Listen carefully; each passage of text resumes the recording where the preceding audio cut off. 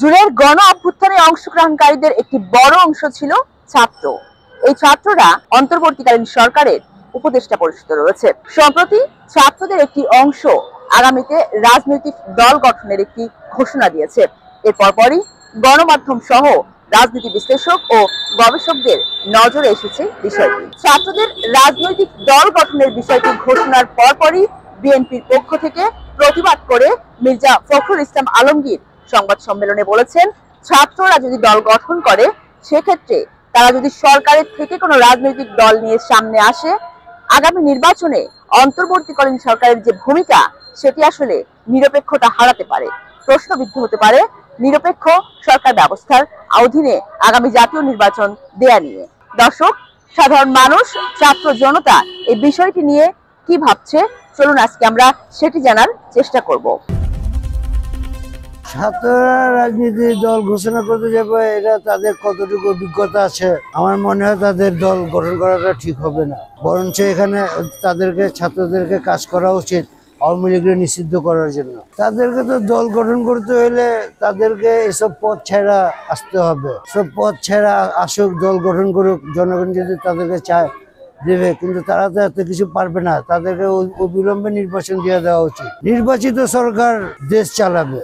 ওরা নতুন করে দল করব, নতুন করে কি করব, পুরান যেগুলো আছে এগুলো সংস্কার করুক না। বিএনপির তো এখানে কোনো দায়ভার নাই। তারা নির্বাচন দিবে, ভালো মানুষ দেখা নির্বাচন দিবে, পরিষ্কার নির্বাচন দিবে, পরিষ্কার নির্বাচনে পরিষ্কার লোক আসবে, তারা দেশ গঠন করবে। ছাত্রদের কি অভিজ্ঞতা আছে, ওরা কি দেশ গঠন করবো? এখন পর্যন্ত অনেক কিছুর প্রয়োজন ছিল। সিটি কর্পোরেশন রয়ে গেছে, ওয়াসার রয়ে গেছে, তিতাস গ্যাস রয়ে গেছে, এসব দুর্নীতি তো বন্ধ করতে পারে নাই।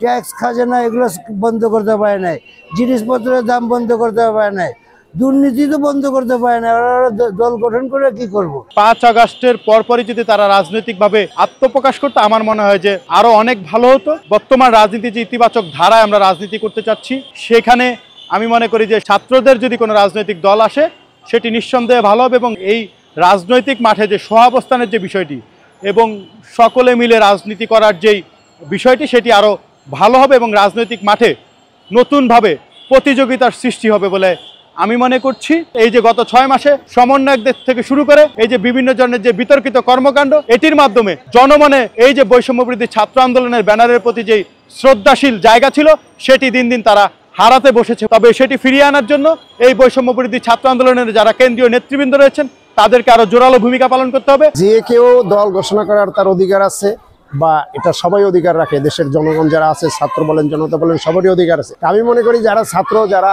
এই বিগত সরকারের এগেইনস্টে যারা আন্দোলন করছে, আন্দোলন যারা সক্রিয় ছিল, যাদের জীবন গেছে, যারা এখনো পঙ্গুত্ব বরণ করছে, আমি মনে করি তারা একটা সময় এই মোমেন্টে তাদের রাজনৈতিক সংগঠন করে রাজনীতির সাথে ইনভলভ নেওয়া হয় উচিত। তারা একদিন লেখাপড়া শেষ করে হয়তো কেউ ব্যবসা করবে, কেউ চাকরি করবে, বা তাদের একটা অবস্থান যখন হবে তারা যেন এদেশে রাজনীতি করে। ছাত্ররা ছাড়া, শিক্ষিত লোক, সচেতন লোক ছাড়া কেউ রাজনীতিকে আসে না বা করে না, এটাই স্বাভাবিক। ছাত্ররা এখন রাজনীতির সাথে ইনভলভ হোক, এটা আমিও চাই না। তারা লেখাপড়া শেষ করে তাদের একটা বয়স হোক, তাদের একটা সময় আসুক, তারা শিখুক, শিখে তারা পরবর্তীতে আসুক।